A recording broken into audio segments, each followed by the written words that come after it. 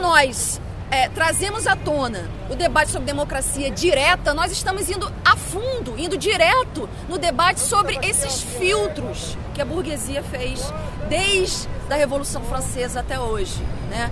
Filtros que, justamente como eu estava dizendo, significavam reduzir a correlação de forças, melhorar a correlação de forças para a burguesia.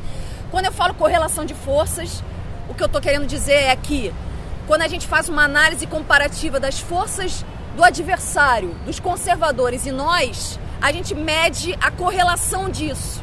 Se a burguesia olha e observa e vê que a correlação está desfavorável a ela, ela tenderá a querer tirar representantes. Muitas vezes, quando a gente ocupa uma câmara, ocupa um prédio público, ocupa uma reitoria, é muito comum o dirigente, o reitor ou o chefe da casa chamar quem? O representante. Esse representante, ele mais uma vez está exercendo o papel de filtrar a atuação da multidão, filtrar a atuação da massa e, portanto, melhorar a correlação de forças para quem está ameaçado. Se a burguesia filtra a multidão porque a correlação de forças é ruim, se a burguesia for para a rua, ela se dá mal. O que ela faz? Ela pega da rua e traz para o parlamento. Ela pega da rua e traz para as suas instituições e, portanto, faz esse filtro. A gente muitas vezes é pego numa situação de ter que, quando a gente quer ser ouvido, o que a gente faz? A gente produz lei, né, projeto de lei, levanta bandeiras, palavras de ordem. E muitas vezes reivindica CPIs, né, discute o presidente da CPI.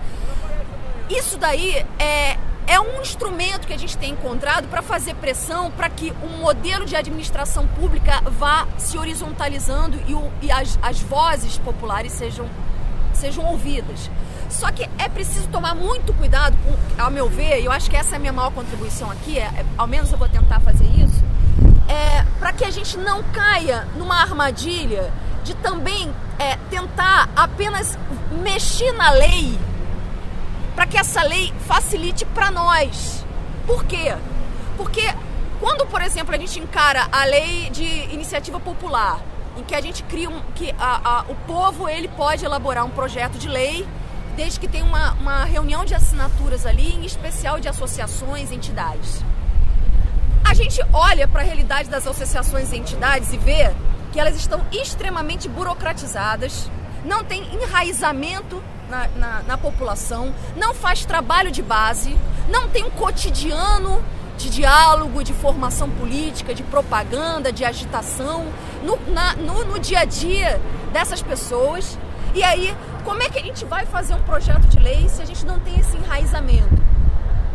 Aí a gente tenta alterar a lei para isso facilitar a nós numa conjuntura em que, na verdade, a gente deveria estar melhorando o nosso enraizamento nas massas, melhorando nosso trabalho cotidiano nos locais de trabalho de moradia.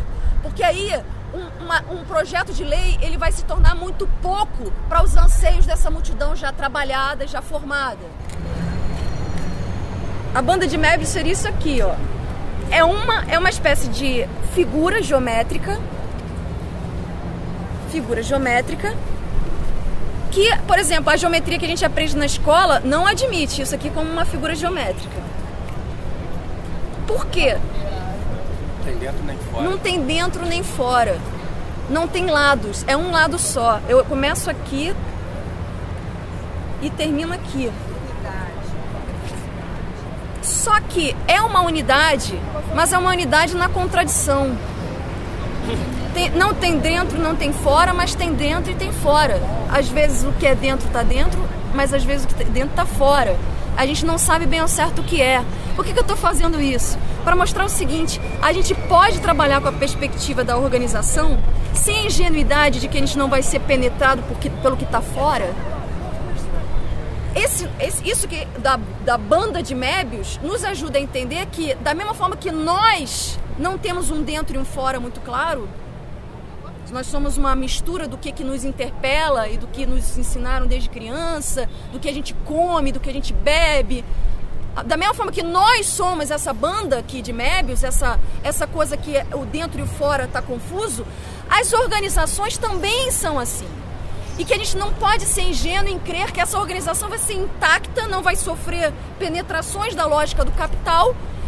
Aí, não sendo ingênuo, a gente começa a engendrar e pensar formas de nos organizarmos para superar a perspectiva do homem mau por natureza e superar a perspectiva de que a organização só serve para entrar na lógica do mercado político, do modo de produção capitalista.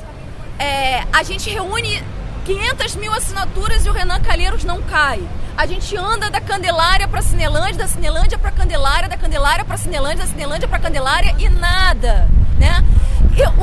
É por aí, Moacir, que eu estava querendo tratar justamente quando eu falo, olha, é preciso verificar os perigos e as armadilhas de a gente estar aqui tentando superar a democracia indireta, ou seja, reivindicando a democracia direta, mas por caminhos indiretos. Essa aqui é a questão. Então, percebem que a gente pode falar de democracia direta, a gente pode falar de instrumentos de democracia direta, mas se a gente não tem uma base real que dê sustentação a essa prática, a gente vai estar caindo nas ficções, mais uma vez, do capital. Parei de falar.